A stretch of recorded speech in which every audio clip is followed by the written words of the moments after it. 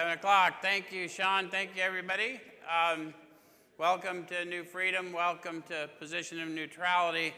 We open every meeting of Position of Neutrality with a prayer, and Chaplain Lee's in the house to handle that. Come on and stand to your feet all over this room.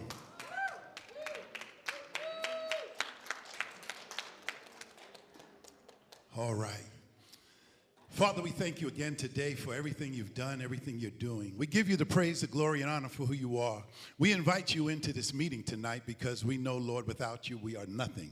You have taken us from the far to the furthest. You're taking us to a higher place in you. We believe, God, that without you, we could do nothing. So we thank you for empowering us. We thank you for strengthening us. We thank you for endowing us with the things that we need to survive, to make this life right. And the words tonight that come through your manservant, Lord, let him speak with a clarity that everyone gets the understanding. It's not about us, but it's the power in us. And we know that is you. So we thank you, we praise you, we give you all the glory. Now have your way and do what you do best and wreck this place. In the mighty name of Jesus, we pray. Amen.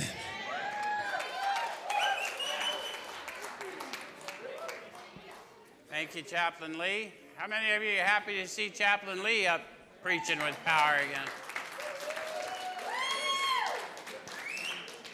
He was feeling a little under the weather a while back. He's back on his game. Anybody in here for the first time tonight? Oh, good. A bunch of you. All right. So first of all, welcome. Second, let us warn you in advance, you're liable to experience us. It's a little different than other meetings of other fellowships you may have attended. And the primary reason that's liable to happen is we intend for you to have a different experience here. What we do here, we've been doing for lots of years now. We take a look at the suggested instruction for a step or so a week directly out of this book. And we use this book in 12-Step Recovery. Why?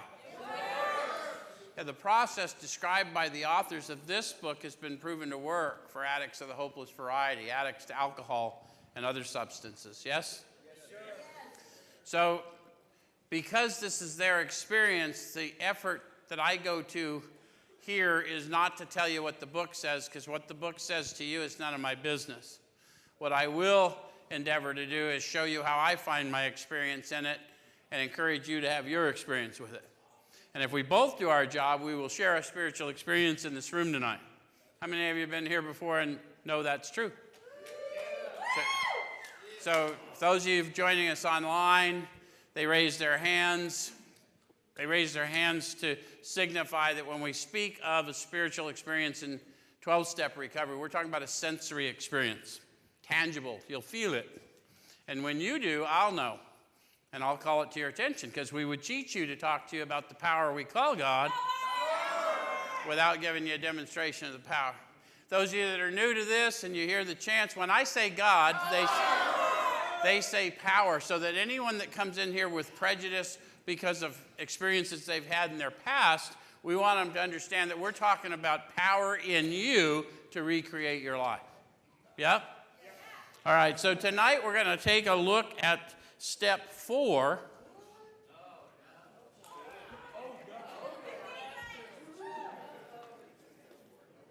There is nothing you're going to discover in Step 4 that you don't already know.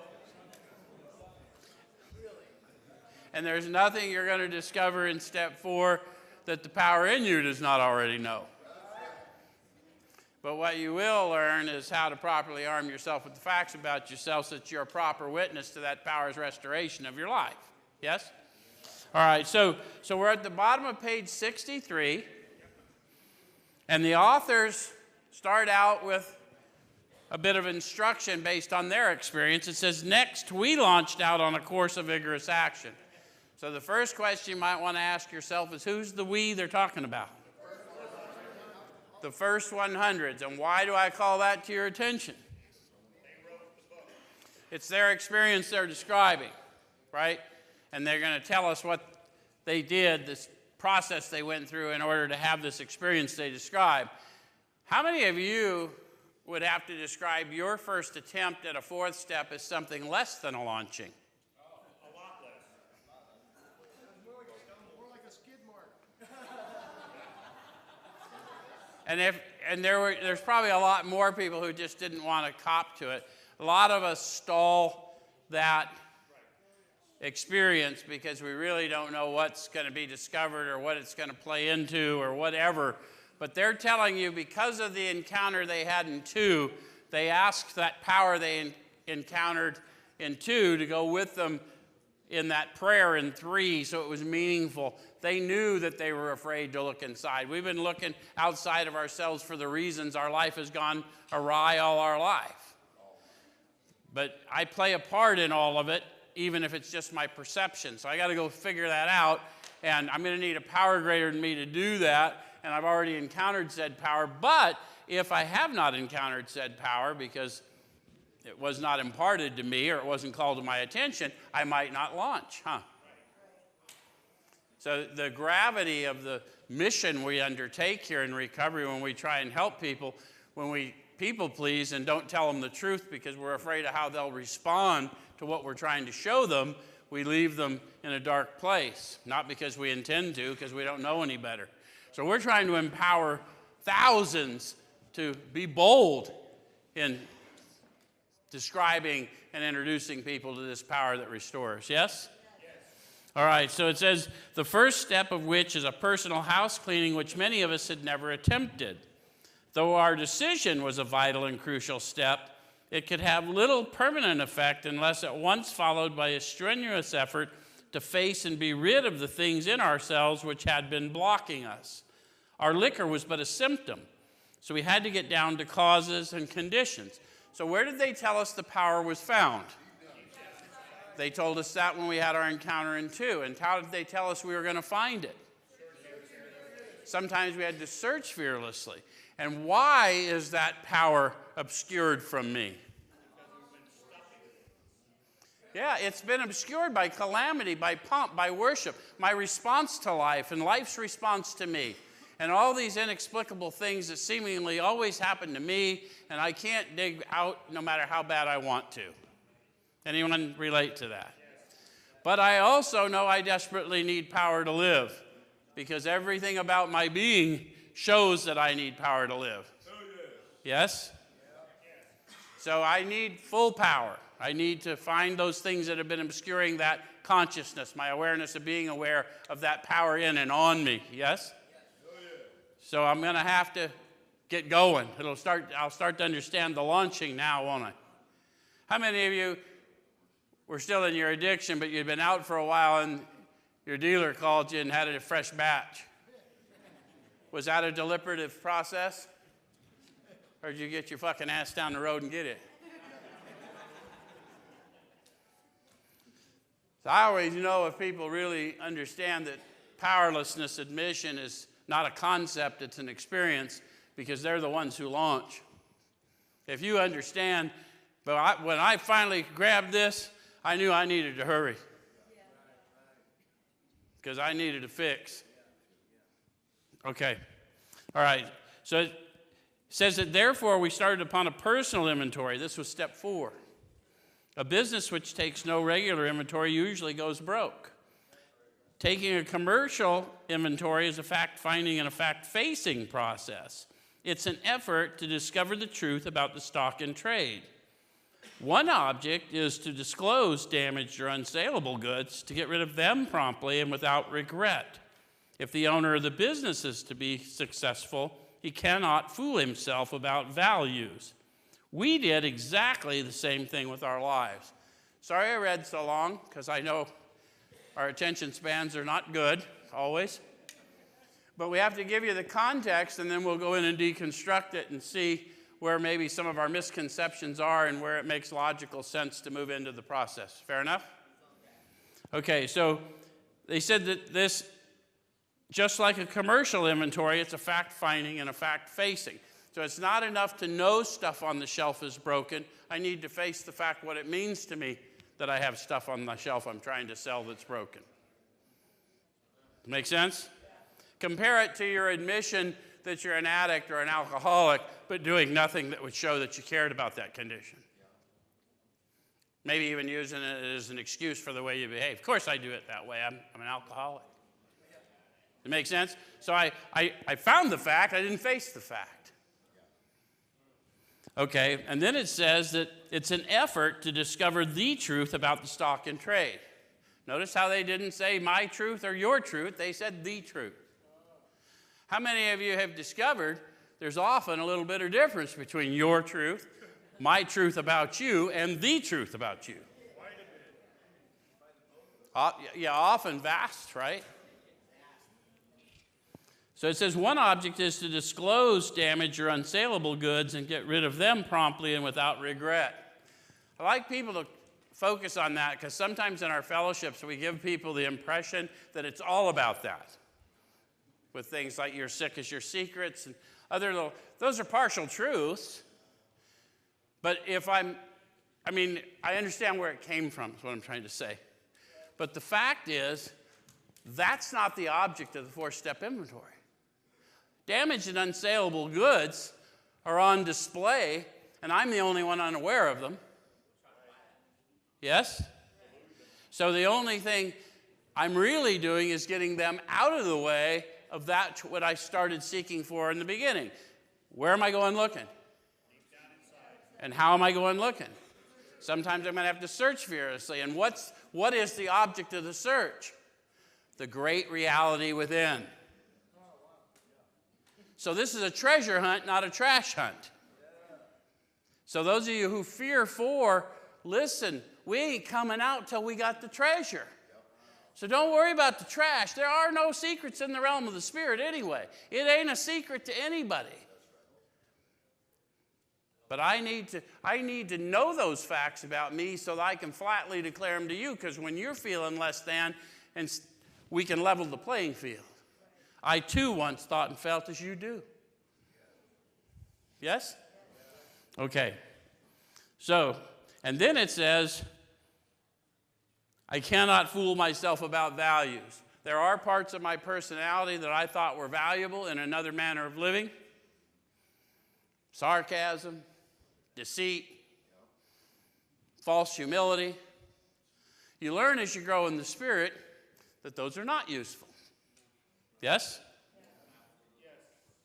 So as I grow, I'm going to try and be honest about those aspects of my personality that may be my defenses for keeping you from really knowing who I am. Where's my people who smile at inappropriate times? See, that's an effort to disguise you from people. When you should be crying and you're smiling, they don't ever get to know the real you. Does that make sense? Okay. So I'm not going to go off in the weeds, but so we can roughly identify what's up. All right. So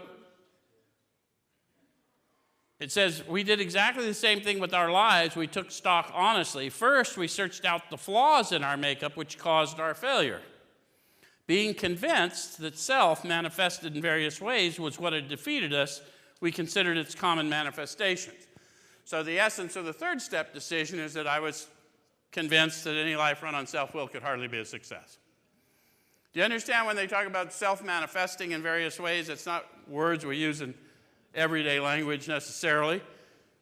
But anytime me as a human experiences fear that you'll like me or you won't like me or I'll be rejected or whatever, I may pretend to be something else in order to slide by you.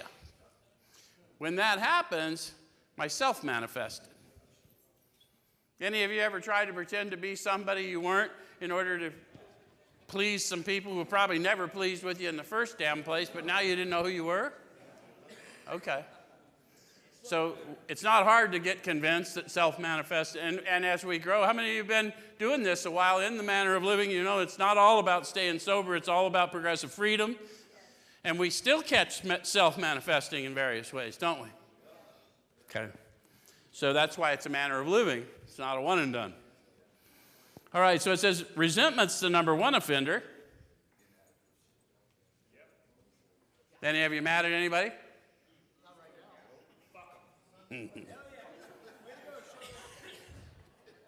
I always like for people to think about how subtle this is. How many of you have somebody to this day you really would not like to see? You really don't like them. And you can bring it to mind right now. Look around the room. Are he or she here? So the fact is, you brought them in here. You see why resentment's the number one offender? Because you can so easily bring them into the room they're not in, and you'll suffer. Now, why do we not want to be free of that? Because we don't think it's possible, or we're not willing to make the effort? Just a question. I'm not giving you the answer. But it's the number one offender, and we just gave you a demonstration how no matter how enlightened we think we are, we still travel with some of that baggage. Yes? Okay. So from it stem all forms of spiritual disease. For we've not only been mentally and physically ill, we've been spiritually sick. When the spiritual malady is overcome, we straighten out mentally and physically. So we want you to take seriously the spiritual nature, the revelation of the Spirit in you, because no matter how many times we treat you mentally and physically, if we don't straighten out the Spirit, you got no foundation in your house. Does that make sense? So in dealing with resentments, we set them on paper. That's how they did it. How do y'all, up until you met this manner of living, deal with your resentments?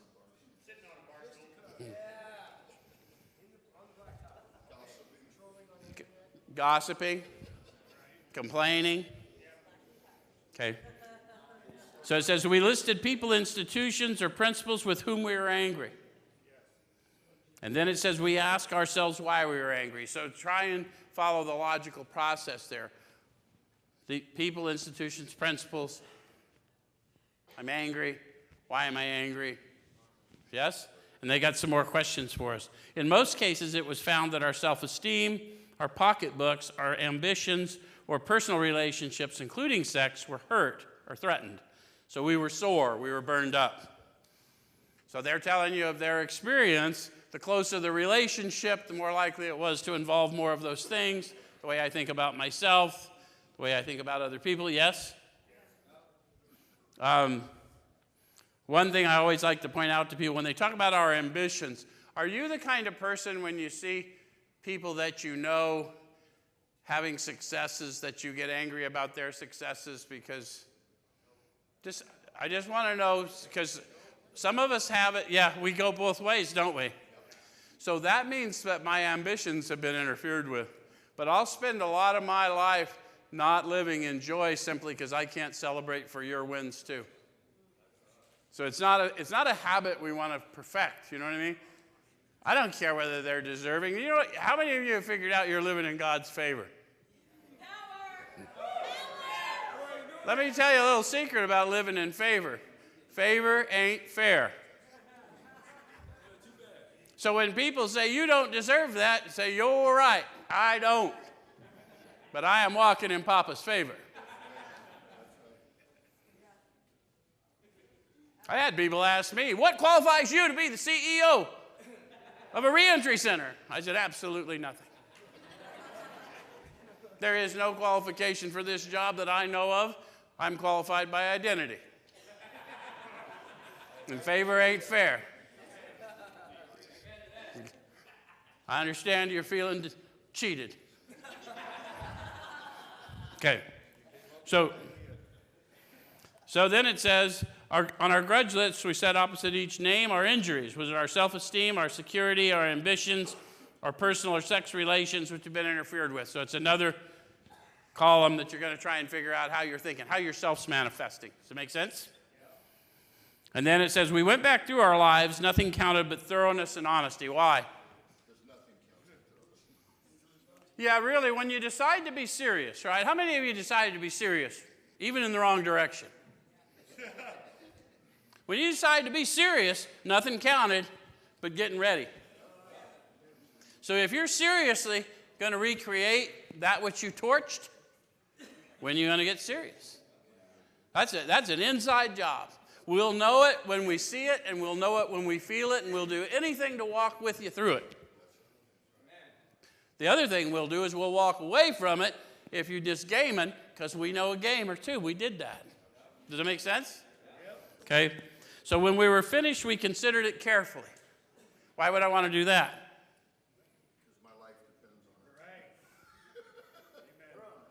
This is the testimony of what I was like, what happened, and at least an ideal for what I'd like to be like.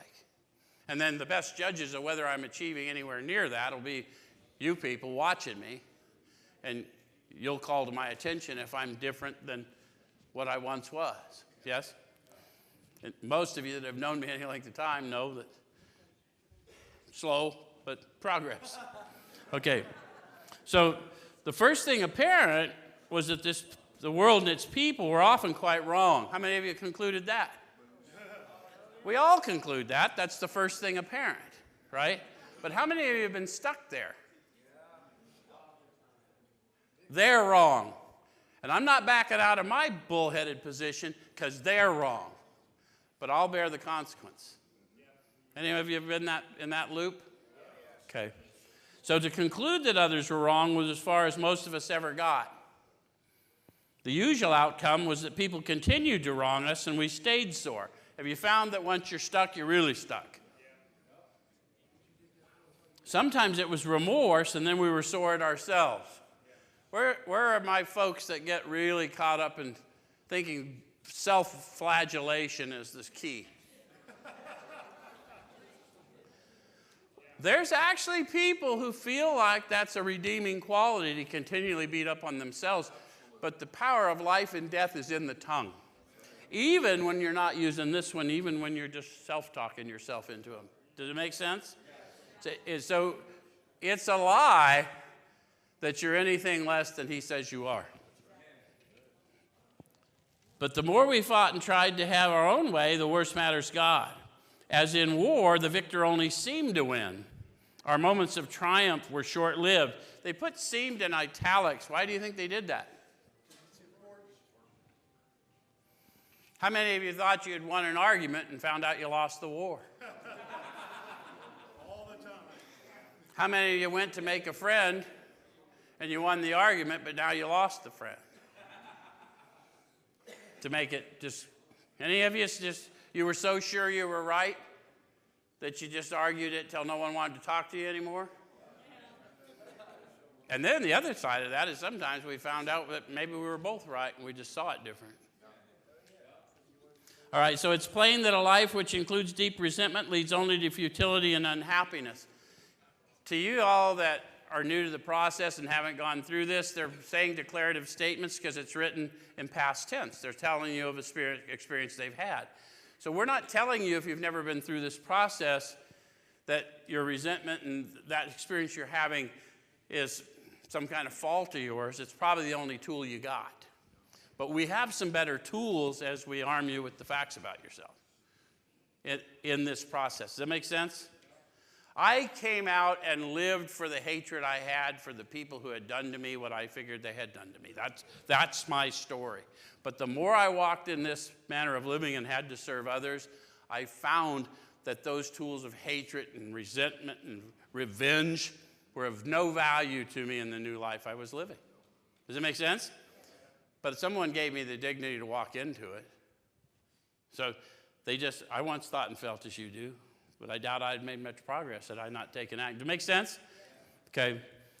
So it says, to the precise extent that we permit these, do we squander the hours that may have been worthwhile.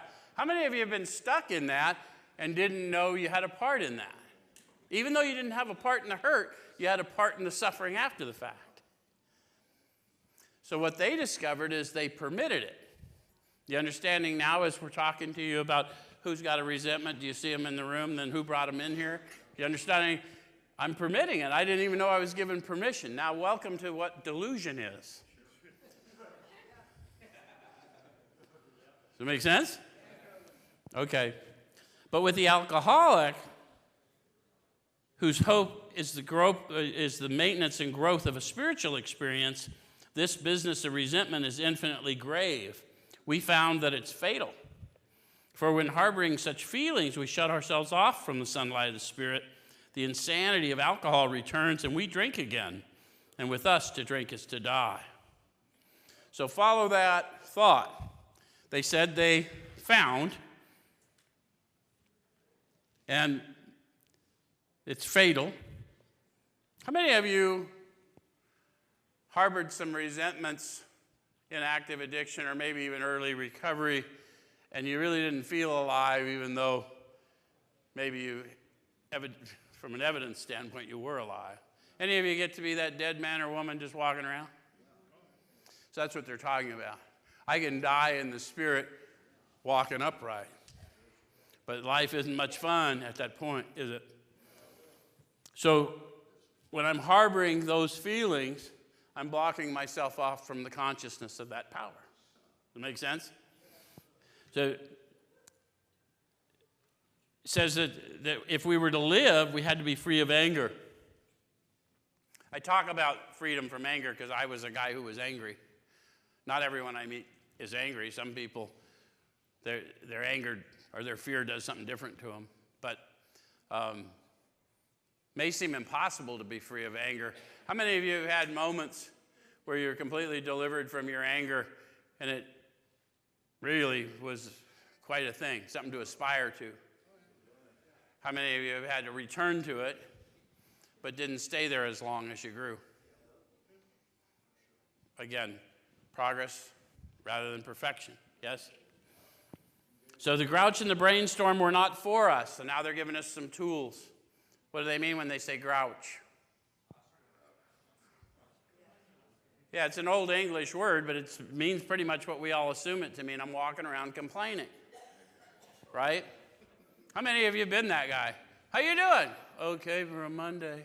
There's one coming every 7 days. You might want to get over it. Right? Says they may be the dubious luxury of normal men, but for alcoholics, these things are poison. So I'm setting myself, I know myself to have this alcoholic condition. I've been redeemed from it. They're going to tell me later in the book, I only have a daily reprieve to continue on the maintenance of my spiritual condition. I got to stop doing some habits, and I got to start doing other habits. I got to stop grouch and brainstorm, right? I need to think about what I'm doing. I need to prayerfully move forward, and I need to constantly think of others and how to meet their needs. And if I will do those things, God will do the rest. Does that make sense? All right. So we turn back to the list, for it held the key to the future. So what is the key to the future? What they tell me the prize was? The truth. The truth is the key to the future. We were prepared to look at it from an entirely different angle. We began to see that the world and its people really dominated us. How many of you have been, if you've ever come to Chaplain Lee's services, he every once in a while goes off on a sermon for you about getting free of people. And he's not talking about not staying in community, because he also preaches on being in community, because we are meant to be in community. What he's talking about is do not condition your thoughts and feelings and actions based on people, other people's thoughts and feelings and actions. Always be considerate, but always get your direction from within and move in it confidently. Does it make sense? Because sometimes me moving confidently in the way the Spirit wants me to move causes other people to tell me to sit down. That's crazy, Joe. If you don't believe me, try and open a reentry center in the middle of Phoenix.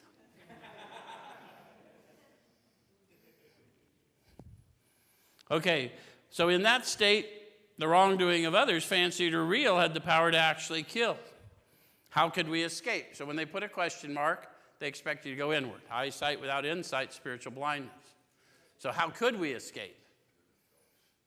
They're going to tell you how they did it, and then you may follow them, right? So he said, we saw that these resentments must be mastered, but how? Another question. How do you master your resentments? Well, let's see what they did first. We could not wish them away any more than alcohol. So they employed the very plan most of us employ first. They tried to wish them away. Any of you ever tried to wish away the way you felt about somebody? Sometimes we do, right? So this was our course. We realized that the people who wronged us were perhaps spiritually sick. Though we did not like their symptoms and the way these disturbed us, they, like ourselves, were sick too.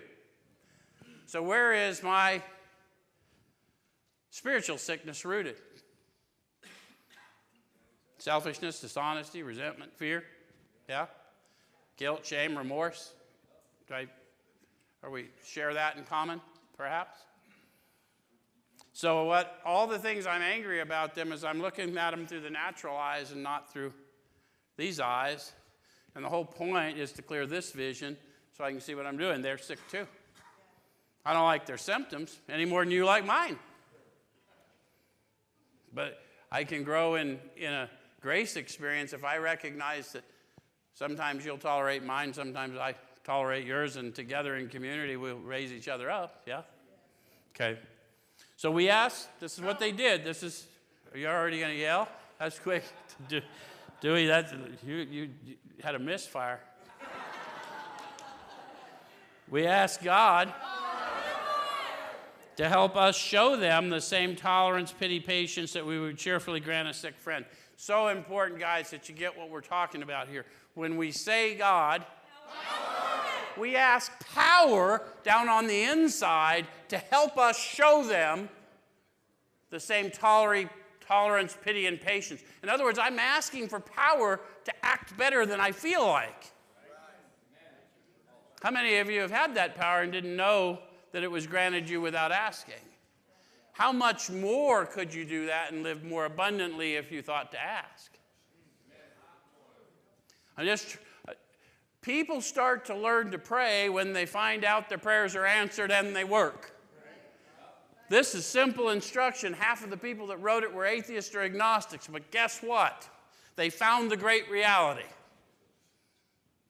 And then they accessed that power and they became a new creation, dedicated to serving others. Many of us in this room are in that same walk, yes? So it says, when a person offended, we said to ourselves, this is a sick man. How can I be helpful to him? Eyesight without insight. How can I be helpful? What am I seeing? Am I seeing my thoughts or am I seeing what's up? Yes? God save me from being angry. Thy will be done. So what's God's will? Whatever's going on. I'm supposed to respond appropriately. If I'm a change agent, I'm not going to do it by being mean. Right? We got to move into what is. If I know they're spiritually sick and I was sent to them, then there's a healing that I have for them and they have for me. And the one that does the healings in both of us, the teacher and the student together form the lesson. Make sense? Okay, so we avoid retaliation or argument. So they're telling you the pitfalls. How many of you got engaged with somebody who was difficult? And you had to consciously avoid retaliation and argument? How many of you discovered that you sometimes are the one who's difficult? Usually when we're running into lots of difficult people, right? I had a sign in my office at the state that said, never argue with an idiot. People watching can't tell the difference. We wouldn't treat sick people that way. If we do, we destroy our chance of being helpful. We cannot be helpful to all people. That's an important thing to understand. That doesn't mean we got to go back to being a jerk to all people. Just says we can't be helpful to all people, but at least God will show us how to take a kindly and tolerant view of each and every one, which is what I really need anyway. Yes? So referring to our list again, putting out of our minds the wrongs others had done, we resolutely looked for our own mistakes. Where had we been selfish, dishonest, self-seeking, and frightened? Notice how they're chasing it down to where the self manifested. And then that common fear, the 100 forms of fear, right? Driven by 100 forms of fear, self-seeking, self-delusion, self-pity. We stepped on the toes. You remember that little section? This is my opportunity to find out what's true for me. So I'm not taking your word for it. I'm finding out what drives me, how I start acting in self-seeking ways, and how I find myself in a selfish condition as a result of that. Does it make sense? That's why you want to do it. You want to see what makes you tick. Though a situation had not been entirely our fault, we tried to disregard the other person involved entirely. A little secret, it's often easier to do that with somebody else so they can help you sort out your thoughts. Where were we to blame? Another question mark. What's my part in this? And this is, again, not to say that you have a part in some abuse as a child or as an adult, but if you got through it, then your unforgiveness is still killing you. Does that make sense? Yes. And so no one's telling you what to let go of, but there's a healing you need that is only going to come by using your experience to help another. The inventory was ours, not the other man's. When we saw our faults, we listed them. We placed them before us in black and white. We admitted our wrongs honestly and were willing to set these matters straight. Notice how they put it in order. How many of you that have done the step process multiple times, did their thorough fourth step, and you started seeing as it rolled out, I could admit that I had a part. The more of it I did, the more I could see I needed to go fix this to the best of my human ability, yes? Because it rolls out. Once I own my stuff, then it's easier to go figure out how to get untethered to it. All right, so it says, notice that the word fear is bracketed alongside the difficulties with Mr. Brown, Mrs. Jones, the employer, and the wife. This short word somehow touches about every aspect of our lives. So fear is a constant, it would appear, even when we don't recognize it as such. Any of you ever had sudden fits of anger or depression or whatever, you didn't know where it came from? We like to blame it on external circumstances, but it's not. It's fear happening within us. Does it make sense? It's loss of identity, temporary loss of identity. So it was an evil and corroding thread. The fabric of our existence was shot through with it. It set in motion trains of circumstances which brought us misfortune we felt we didn't deserve. But did we not ourselves set the ball rolling? So I need to go back to see what it was. What was the transactional nature of what I was doing in certain things that caused me to have a bad outcome with you? And if it's a hurt that goes back a long time, what do I think I'm gaining from holding on to that to this day? And if I could employ it to help somebody else fresher to the hurt, would it make more sense to put purpose in what I've already went through? Because it really comes down to that, doesn't it? I either went through all that stuff for nothing, or I could use it, every bit of it, in order to empower others. And if I do, miraculously, all that I thought was a waste was put to use. Does that make sense? Okay. So it says sometimes we think fear ought to be classed with stealing. It seems to cause more trouble. How many of you have been afraid to start something because what if I failed? How many of you have been afraid to start something because what if I succeeded? Sometimes worse that way, isn't it? So it does steal time from us, doesn't it? It steals opportunity from us. So we reviewed our fears thoroughly. We put them on paper even though we had no resentment in connection with them. A lot of people skip that these days, don't do a good fear list. I would recommend you don't, because not every fear is going to be discovered as a result of resentment. You've got fears that have driven you and your behaviors in incomprehensible ways all your life, and it's a good chance to examine them. How many of you are the kind of people that went to the bar or the trap house and just stayed there for hours even though nothing was going on because you knew if you left something was going to happen, you were going to miss it? So the fear that we're going to miss something will cause us not to commit to relationships, not to put full work in. How many of you never had a good solid relationship because you were always looking for the next one while you were trying to build the current one?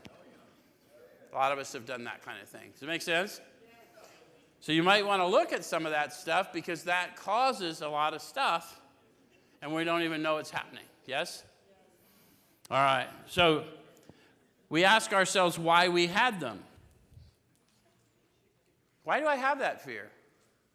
It's an honest question.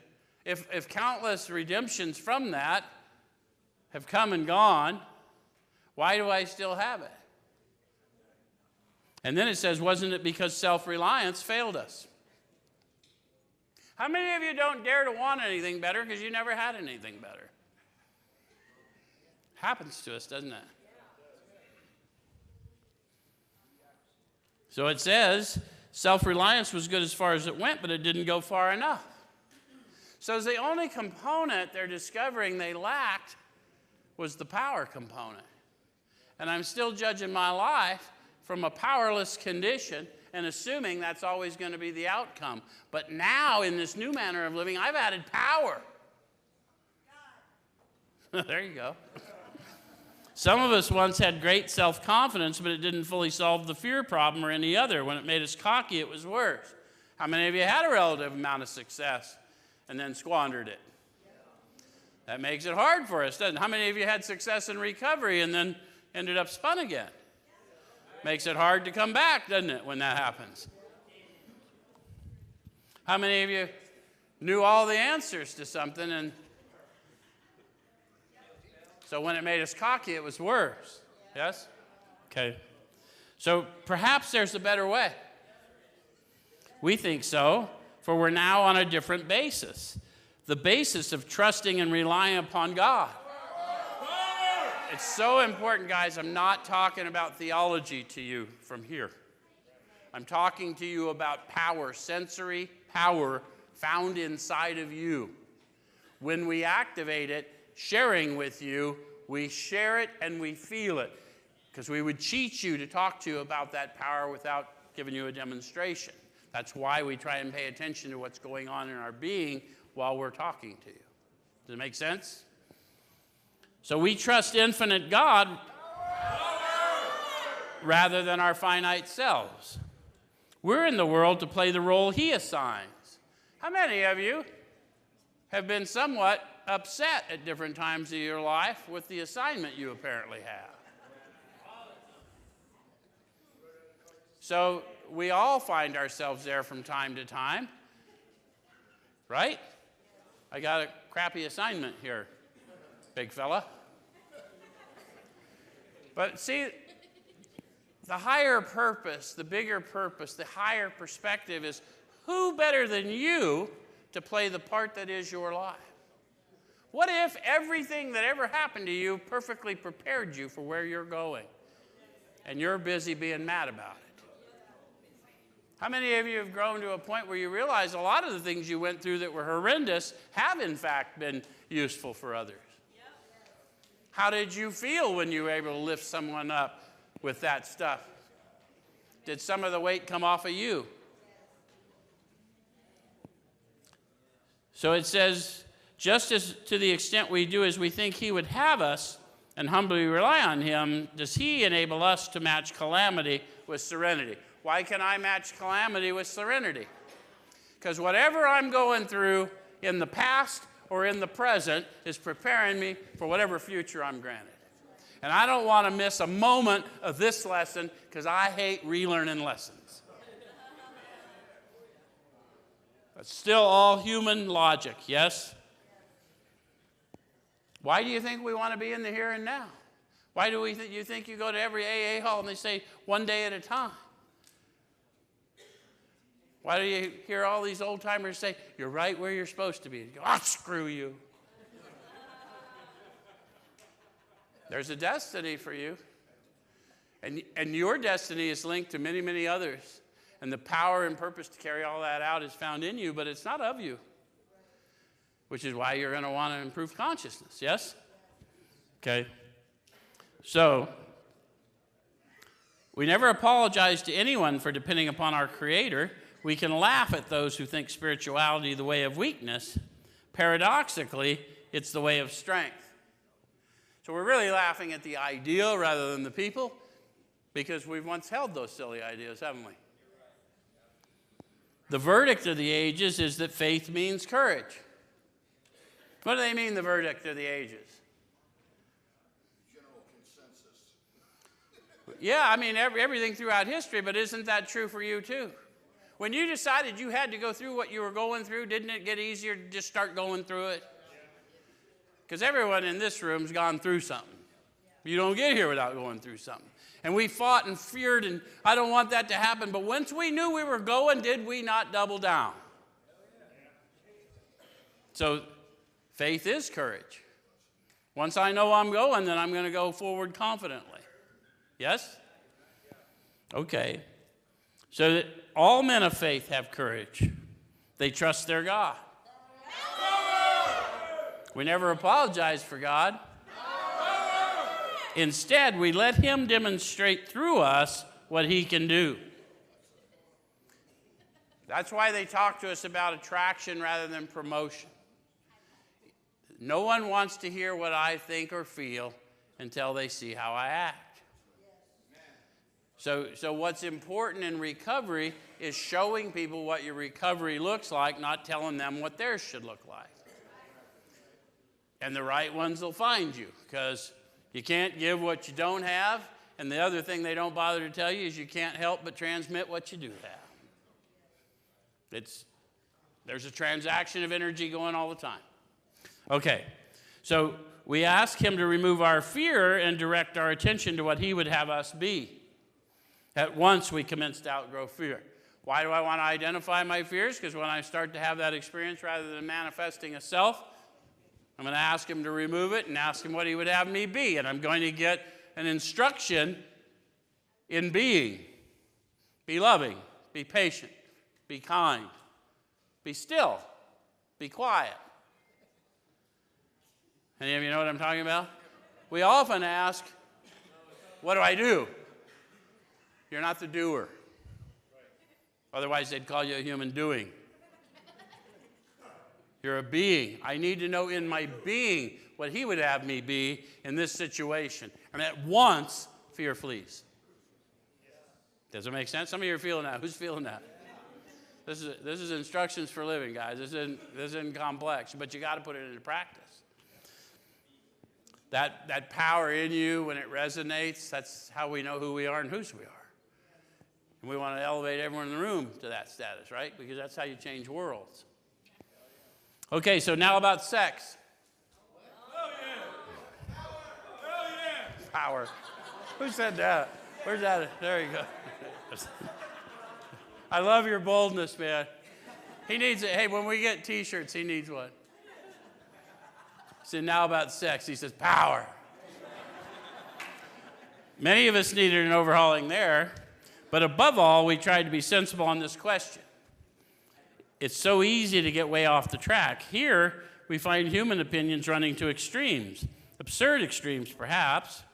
One set of voices cry that sex is a lust of our lower nature, a base necessity of procreation.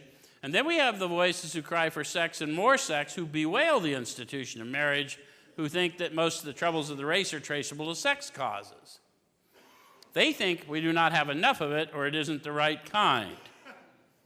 So look back in your experience. Have you been on both sides of the equation, perhaps? I know my meth addicts have. Not enough of it, not the right kind. Some of you cocaine addicts, too. But everybody, that's a human thing, right? And what they talked to us about in an earlier chapter is that we're extreme examples of self-will run riot, and we don't think so. And now they're getting us to look at all these manifestations of self for various worldly desires and how we act out of our own moral code and how we end up feeling defeated. Does that make sense? Okay.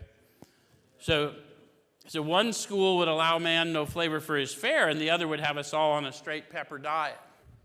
We want to stay out of this controversy. Listen to the instruction to them through the ages. They want to stay out of this controversy. We do not want to be the arbiter of anyone's sex conduct. Why? Why are they so emphatic to say that twice? Because we all have sex problems. We'd hardly be human if we didn't. Even if it's just in our thought life, we have problems, yes? And we're never very receptive of people telling us what we should be doing. You shouldn't feel that way. You shouldn't think that way. You shouldn't act that way. That's never received well, is it? I just admitted powerlessness. I know I shouldn't think, feel, or act this way. I'm powerless to act another way. It isn't until power is evident to them and they believe themselves worthy of power do they move into it. That's our job, is to make sure, in spite of what they're doing, that their faults are not discussed. We stick to our own. Does that make sense? So, what can we do about them? So I said we reviewed our own conduct over the years past. Where had we been selfish, dishonest, or inconsiderate? Whom had we hurt? Did we unjustifiably arouse jealousy, suspicion, or bitterness? Where were we at fault? What should we have done instead? We got this all down on paper and looked at it. That's kind of the essence of your 10th step for the rest of your life. Get disciplined in those things. Yes? Because in every situation, you're going to be looking at people, institutions, principles. You're always going to be confronting your own thoughts. If you'll sort through those things on the fly, you'll find you'll get in less kerfuffles. Yeah? So it says, in this way, we tried to shape a sane and sound ideal for our future sex life. How many of you want a future sex life? About a dozen of you. The rest of you are lying, just so you... Everybody does, even if it's just switching hands. Sorry. But the question, we're not asking the question, right? If you're going to have any kind of a future sex life or any relationship life whatsoever, wouldn't you like a sane and sound ideal for it first? This is the thing I like to call to attentions of groups that are not necessarily recovery groups. Why would anyone not? I'll set up budgets, I'll set up business plans, I'll set up exercise plans, I'll do all kinds of things for every phase of my life. But when it comes to relationships, the fabric of my life, I don't want to make a plan. And it doesn't make any sense. I don't know why everyone doesn't do this to find out who they want to be and then start asking for power to grow into that person. So we subjected each relation to this test. Was it selfish or not? We asked God to mold. You guys got to get your timing right, because otherwise I'm strung out for miles here. Help us to live up to them. We remembered always that our sex powers were God-given and therefore good, neither to be used lightly or selfishly, nor to be despised and loathed. Whatever our ideal turns out to be, we must be willing to grow toward it. Some people get a little funky with the word must, and they don't understand in the context of the text. They're not talking about a rule. They're saying, if I went to this much trouble to grow into a better human being, I must be willing to continue the journey. It's not a must. It's a suggestion that this is what it's going to take to grow into the man I hope to be. Does it make sense? I must be willing to do it. How many of you just pay your gym membership and they'll call it good? You can tell by our physique. People say, how's your workouts going? Good, I just paid the dues last month.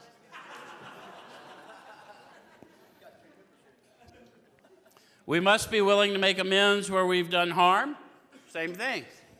If I know the making of amends, taking captive every thought, subordinate it to the power within me, right? And then empowering the Spirit to act through me better than I feel like acting. If I know that's what I got to do in order to outgrow who I've been, I must be willing or I wouldn't have gone this far. Does it make sense? So it says, have done it provided we do not bring about still more harm in so doing. In other words, we treat sex, where's my power rant? He wasn't on cue, he's talking now. As we would any other problem. So a lot of people make this about a sex inventory. It's really not. It's a relationship inventory. And they're talking to you, but they've only got so many pages. So it's all about all my relationships with people, institutions, principles, and I need to, right? So they're going to talk about how they get these ideals and then start asking for power to grow into them. So in meditation, we ask God what we should do about each specific matter. And I've got a pretty good list of specific matters because that was the purpose of the inventory. Does that make sense? It says the right answer will come if we want it. So promise and condition. The right answer will come if? What if I don't want it? How many of you got the right answer and thought you could improve upon it? So, right is going to be proved by whether you act it out in accordance to the way it was delivered, but the fact of the matter is you're going to get the answer either way, and if you want to get in a conflict with yourself, quit ignoring the right answer when it comes to you. Not a judgment.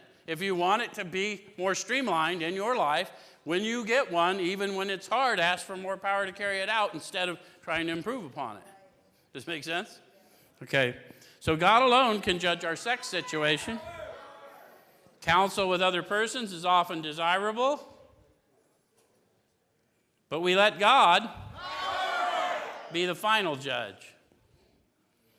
And then it says, we realize that some people are as fanatical about sex as others are loose. We avoid hysterical thinking or advice. So don't go taking a poll until you get the opinion you want. Because the power in you is going to make the ultimate decision for you, and then you're going to need power to carry it out. So you can talk to people to see how they navigated it, but the reality is every situation is different. They're as individual as you and whomever it is or whatever institution or principle you're struggling with. Make sense? Suppose we fall short on the chosen ideal and stumble. There's a question mark there. How many of you thought you had to do everything perfect or it wasn't worth doing? So we got to lose that, right? Because there's a lesson in the stumble too. Okay? So does this mean we're going to get drunk? No. Some people tell us so, but it's only a half-truth. It depends on us and our motives. Now, that's a tricky one because people will convince themselves that they have a motive that their actions clearly don't show, which means they're either lying to me or they have not accessed power yet. I've known a lot of people dying in addiction that told me they had a motive, and I sincerely believed them because I could feel them. They lacked the power. They had not invited the power to do something different. Does that make sense? Okay. So if we're sorry for what we've done and have the utmost or the honest desire to let God take us to better things, we believe we'll be forgiven and we'll have learned our lesson. If we're not sorry and our conduct continues to harm others, we're quite sure to drink. We're not theorizing. These are facts out of our experience. They always talk about their experience, so they're not trying to chastise you. They're just saying we've worked with thousands. That's what the book is. Their first 100 and their experience were several thousand, and they know what works and what doesn't work based on that experience, and they're sharing it with you. It's not a judgment. So to sum up about sex, we earnestly pray for the right ideal, for guidance in each questionable situation, for sanity, and for strength to do the right thing. If sex is very troublesome, we throw ourselves the harder into working with others. We think of their needs and work for them. This takes us out of ourselves. It quiets the imperious urge when to yield would mean heartache. I don't think we tell the new ones that as much as we should. You're going to start having desires raging up in you because you've been so dead in the spirit for some period of time. And if you don't want to get in a bunch of destructive activity, you really need to start helping people as quick as you can, whatever that looks like, and stay at it until the healing comes. Not keep coming back to meetings. Keep going out and finding wayward travelers just like you and lifting them up. If we've been thorough about our personal inventory, we've written down a lot. We've listed and analyzed our resentments, and we've begun to comprehend their futility and their fatality. We've commenced to see their terrible destructiveness. We've begun to learn tolerance, patience, and goodwill toward all men, even our enemies, for we look on them as sick people. So guys, you can't afford to have enemies. This is a have no enemies situation, okay? We have listed the people we have hurt by our conduct and are willing to straighten out the past if we can. In this book, you read it again and again that faith did for us what we could not do for ourselves. You're going to have to believe in the process before you believe in the power, and then pretty soon you'll start believing in the power and the process, and at some point in your walk, you'll realize the power is the process and the process is the power. Does that make sense? Okay. So we hope you're convinced now that God can remove whatever self-will has blocked you off from him. If you've already made a decision and an inventory of your grosser handicaps, you've made a good beginning. That being so, you've swallowed and digested some big chunks of truth about yourself. Thank you very much.